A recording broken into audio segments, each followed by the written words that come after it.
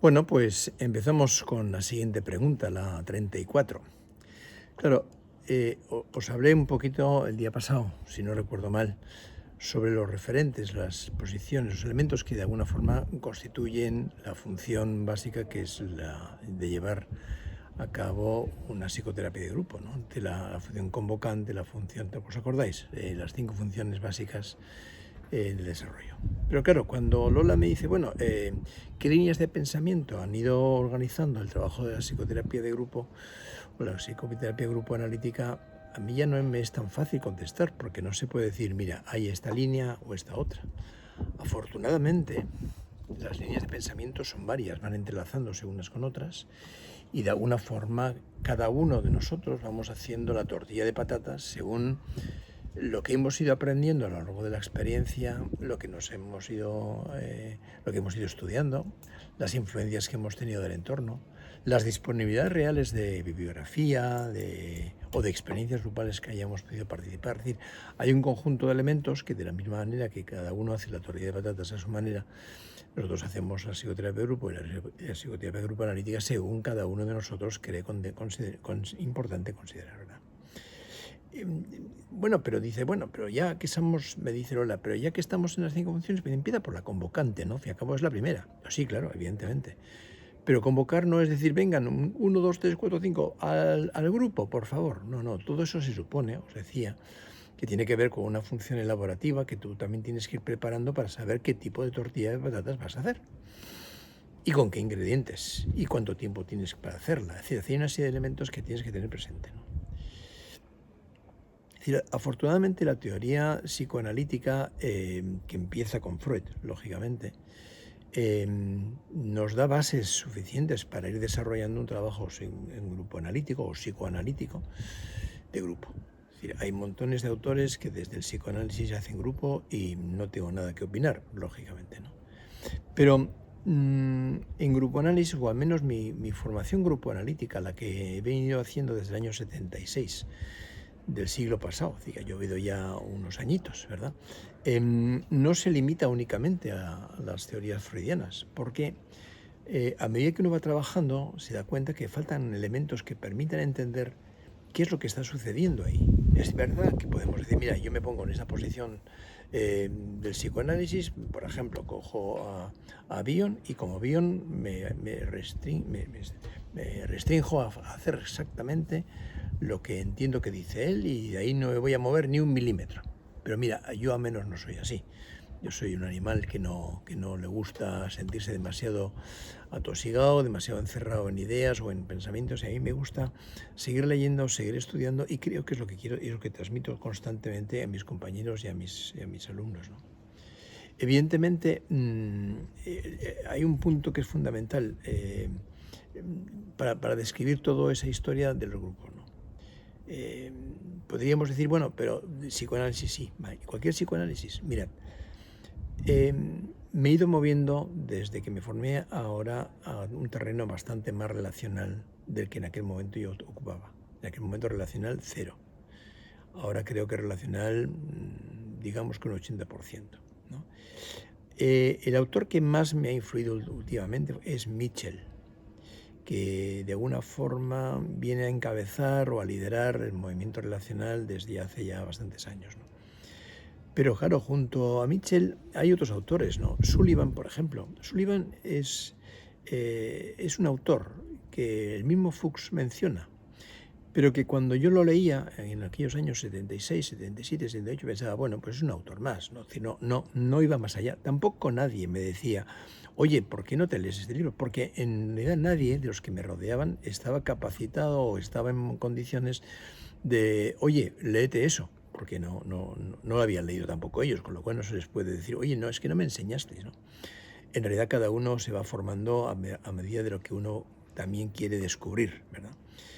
Mitchell y Sullivan y Mitchell de alguna forma han ido como ayudándome a entender bastante más lo que es el ser humano. Junto a él, lógicamente, Ferenczi.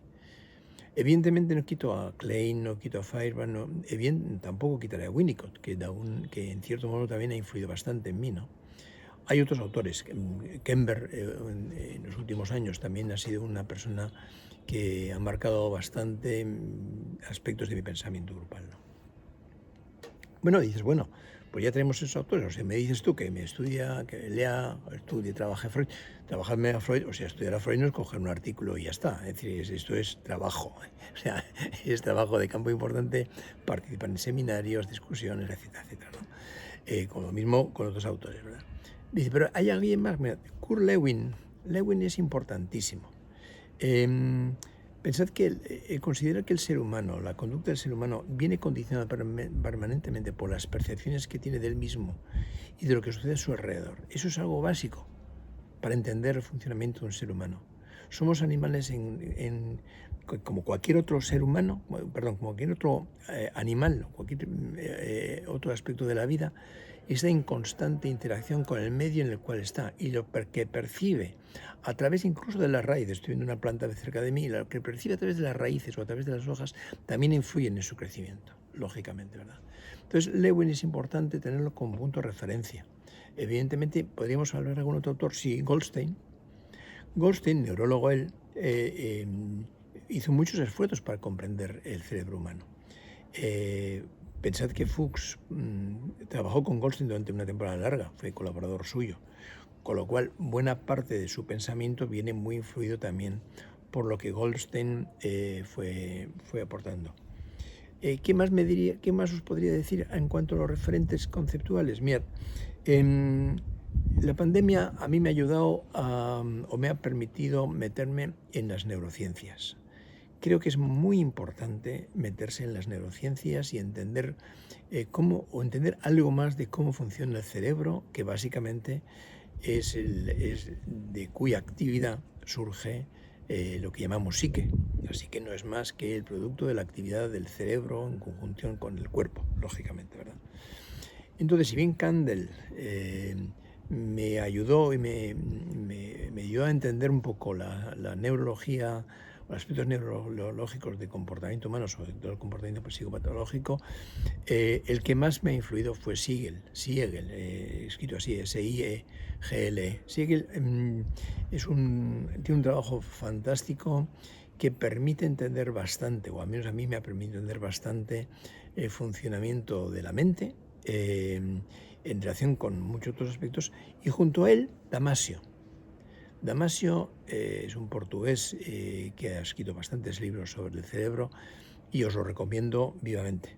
Siegel y Damasio para mí en esos momentos serían como los elementos clave. La ventaja de Siegel es que todo su desarrollo tiene mucho que ver con la teoría vincular y en concreto con los trabajos de Bowlby y que posteriormente también ha completado Marrone, Ezquerro y algunos Pitillas, por ejemplo, ¿verdad? Es decir, trabajos que de alguna forma nos permiten entender cómo el ser humano, desde la relación constante con la madre, a las 4 horas de estar fecundado el óvulo, hay interacción con la madre y la madre con el óvulo. Hay una relación de interdependencia constante entre uno y otro y el otro y la uno, ¿verdad? Entonces estos autores son importantísimos. También es muy importante leeros y estudiar a Norbert Elias. Norbert Elias fue un sociólogo muy amigo de Fuchs y que colaboró con él incluso en la creación del Instituto Grupal Análisis de Londres, ¿verdad? Entonces, la lectura de Norbert Elias, en comprender el ser humano cómo a lo largo de los siglos ha ido modificando. Pensad que toda nuestra estructura proviene de la influencia de los humanos, desde el minuto cero en que pudimos empezar a surgir como tales. Es la labor de los humanos, de la sociedad en la cual estamos, cómo vamos introduciendo aspectos que tienen que ver con el superyo, con el manejo del yo, con el manejo de los instintos. Es decir, eso es muy importante. Con lo cual, estos referentes, de los cuales os iré hablando poco a poco, creo que los tengáis bastante presentes. E igualmente, lógicamente, los pacientes. Los pacientes es otra fuente importantísima de aprendizaje. Uno aprende a través de los pacientes. Los pacientes nos hacen a cada uno de nosotros como los profesionales que somos. Cada uno tiene los pacientes que tiene, según la patología en la cual se mueve, dependiendo del ámbito clínico en el cual se ha desarrollado a lo largo de su carrera Y los pacientes que tiene, tanto sean privados como públicos, independientemente de su nivel socioeconómico, independientemente de su nivel sociocultural, los pacientes nos enseñan un montón. Y aprender de lo que nos enseñan los pacientes creo que es básico para poder desarrollar nuestra función corporal-humanista. Bueno, lo dejaremos así, es la pregunta P34, y mañana o el próximo día que pueda os seguiremos hablando de más autores. ¿De acuerdo? Un abrazo y hasta la próxima.